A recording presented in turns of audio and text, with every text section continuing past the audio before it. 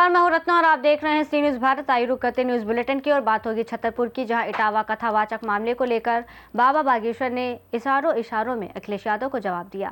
साथ ही बात होगी पाकुड़ की, जहां भाजपा कार्यकर्ताओं ने मुख्यमंत्री हेमंत सोरेन का पुतला दहन किया है। ऐसी तमाम खबरों पर विस्तार से चर्चा करेंगे इस बुलेटिन में। 1 जुलाई को डॉक्टर दिवस के मौके पर सामुदायिक स्वास्थ्य केंद्र भमोरा में प्रधानमंत्री जन औषधि केंद्र पूर्व सांसद धर्मेंद्र कश्यप और डॉक्टर राघवेंद्र शर्मा विधायक, वित्री विधानसभा क्षेत्र और वेद प्रकाश यादव ब्लॉक प्रमुख आदि ने फीता काट का उद्घाटन किया। इस मौके पर मौजूद अखिल भारतीय फार्मासिस्ट एसोसिएशन से विष्णु यादव, प्रदेश महासचिव दुर्वेश पटेल, प्रदेश सचिव शमशुल हसन, मंडल उपाध्यक्ष ठाकुर सिंह, जिला अध्यक्ष बदायूं आदि मौजूद रहे। बदायूं से सीनियर संवाददाता शमशुल हसन की रिपोर्ट। बागवानी एक ऐसे की देखभाल के लिए सप्ताह में 2 घंटे का समय दे तो हमारी बगिया सुंदर और हरी भरी रह सकती है।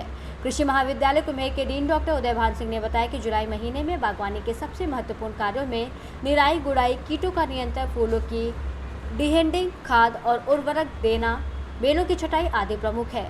कहावत है कि बागवान के हाथ में खुरपी हमेशा रहनी चाहिए, यानी कि बागवानी में खरपतवार नियंत्रण एक नियमित क्रिया है। यदि बगिया में लगे लॉन के खरपतवार नहीं निकाले तो कालांतर में लॉन का स्वरूप इतना बिगड़ जाएगा कि लॉन को खोद कर दोबारा लगाना पड़ेगा। इसी तरह सब्जियों की क्यारियों से खरपतवार निकालने से सब्जियों का उत्पादन और गुणवत्ता बढ़ती है। जुलाई महीने में बागवानी में कीट और बीमारियों का उचित नियंत्रण आवश्यक है। आग, धतूरा, नीम आदि के सत से इनका नियंत्रण किया जा सकता है। पौधों की अच्छी बढ़वार के लिए उचित पोषण आवश्यक है। वर्मी कंपोस्ट और गोबर की खाद आवश्यकता अनुसार देते रहें।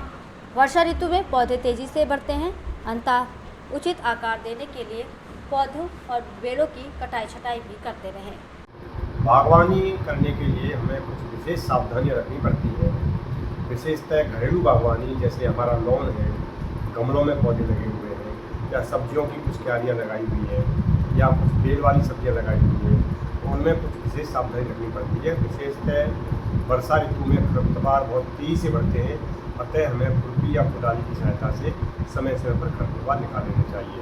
अन्यथा लॉन का स्वरूप बिगड़ जाता है और सब्जियों की पैदावार भी कम हो जाती है। इसी तरह हमें कीड़े एवं बीमारियों का नियंत्रण भी करना चाहिए, और पौधे भी तेज़ी से बढ़ते हैं तो उनकी कटाई छटाई भी आवश्यक है। गमलों में नए पौधे भी लगा सकते हैं यदि हम लगाना चाहते हैं तो, कि भाई जो ऑर्नामेंटल पौधे हैं या उनकी कटिंग है, तो यदि हम थोड़ा बहुत ट्रीटमेंट दे करके कटिंग लगा दें तो कटिंग भी अच्छी हमारी वर्षा ऋतु में चल जाती है। इसी तरह से यदि हम खाद उर्वरक भी देते रहें, यानी कि विशेषतः वर्मी कंपोस्ट या गोबर की खाद देते रहें, तो निश्चित रूप से पौधों की बढ़वार अच्छी होती है।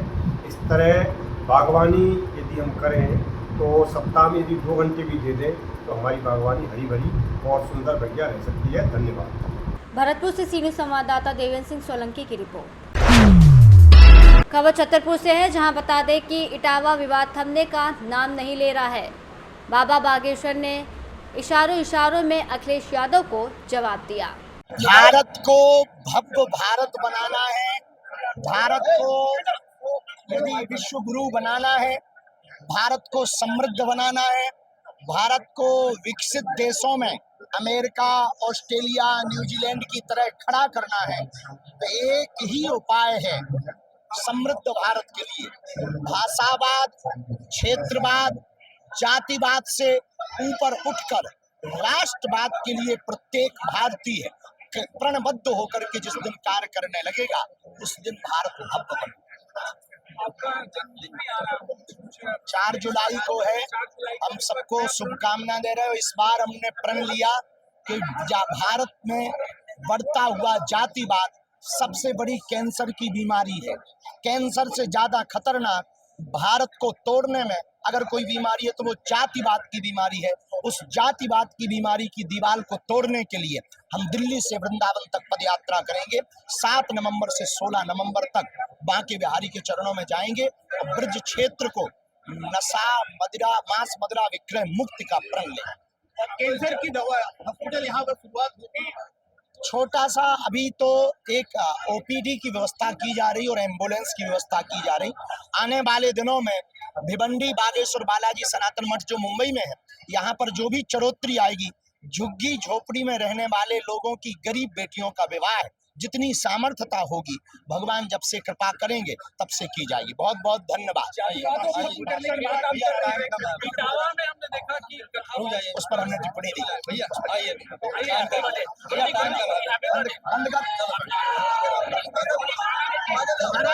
संकोच में बोलने छतरपुर से सीनू संवाददाता कुलदीप सक्सेना की रिपोर्ट। लातेहार में सदर प्रखंड अंतर्गत जालिम पंचायत में महात्मा गांधी राष्ट्रीय ग्रामीण रोजगार गारंटी अधिनियम मनरेगा के तहत संचालित ईसीबी योजनाओं में गंभीर अनियमितताओं का मामला सामने आया है। आरोप है कि 17 से अधिक योजनाओं में बिना कोई कार्य किए मजदूरों के नाम पर राशि की निकासी कर ली गई।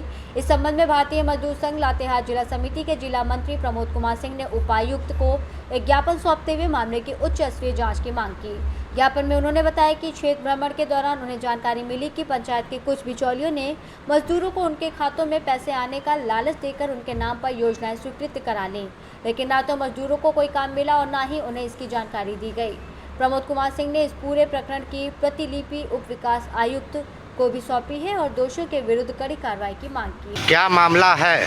मजदूरों को बिचौलियों के द्वारा कहलाया गया कि हम आपके खाते में पैसा डालता हूं और उसके बदले में 50 रुपया देंगे, बाकी बाद आप पैसा हमको निकाल करके दे दीजिए। और इस तरह से काफ़ी लोगों के मजदूरों के खाते में पैसा डाला गया और उसके बाद उसका पैसा निकासी करवा करके लेते गया। और उसके बाद जो है कि उसके नाम से पता चल रहा है कि योजना भी है और मजदूरों को पता भी नहीं है कि हमारे नाम से योजना है। किनके नाम से योजना है? किनके नाम से योजना है? जितने लाभुक है, जितने मजदूर है, उसी का नाम से योजना भी तैयार कर दिया गया ब्लॉक के तरफ से। जय जो भी है नरेगा के पदाधिकारी वही सब मिल करके और उसको जो है कि योजना तैयार कर दिया और उसी के खाते में डलवा करके 50 रुपया दे करके उसको लॉलीपॉप। आई कौन है? आई कौन है? अब आई कौन है? कुमार सिंह। लाभुक का नाम क्या है? लाभुक का नाम है प्रमोद कुमार सिंह, करमवीर पांडे, संजय सिंह, अजीत सिंह, सोनिया देवी, अमर सिंह, राजकुमार सिंह, कृष्णा सिंह। इस तरह से बहुत ही लाभुक है जिनके खाते में पैसा डाला गया और निकलवा लिया। अच्छा, अभी आपने कहा कि लाभुक के नाम से योजना आया और लाभुक को पता भी नहीं चला? लाभुक का पता भी नहीं चला। अच्छा, कौन सी ऐसी योजनाएं हैं? इसीलिए गड्ढा जो खोदाया गया वो गड्ढा कहाँ पास? उसी का ज़मीन का खेत में। और जिसका लाभुक का नाम है हमको लगता है कि कितने लोगों का ज़मीन भी नहीं है और उसको पता भी नहीं है कि मेरे नाम से योजना भी है। अच्छा, इस तरह से तो उस जगह पे काम हुआ है कि नहीं? लाभुक नहीं, कुछ भी काम नहीं हुआ और उसके नाम से योजना भी है। उसको लाभुक का पता ही नहीं है कि मेरे नाम से योजना भी है। तो क्या कहना चाहते हैं? मैं कहना चाहता हूँ कि ऐसे भ्रष्ट पदाधिकारियों को सख्त कार्रवाई किया जाए और उसको निलंबित किया जाए। आपका नाम? मेरा नाम प्रमोद कुमार सिंह है। मैं भारतीय मजदूर संघ का जिला मंत्री हूँ। घर मेरा जगतारनपुर जालिम है। लातेहार से सीनियर संवाददाता बबलू खान की रिपोर्ट। पाकुड़ में भारतीय जनता पार्टी के जिला अध्यक्ष अमृत पांडे के नेतृत्व में आज पाकुड़ नगर के गांधी चौक में भाजपा कार्यकर्ताओं ने मुख्यमंत्री हेमंत सोरेन का पुतला दहन किया।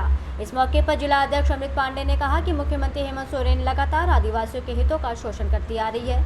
उन्होंने कहा कि साहिबगंज जिले के भोगनाडीह की घटना याद दिलाती है कि 30 जून 1855 में इसी प्रकार दमनकारी अंग्रेज शासन ने आदिवासियों को कुचलने का प्रयास किया था और आज हेमंत सोरेन की सरकार इसी राह पर चलते हुए हूल दिवस के अवसर पर आदिवासियों के ऊपर लाठीचार्ज करवाई और उन पर आंसू गैस के गोले दागे गए।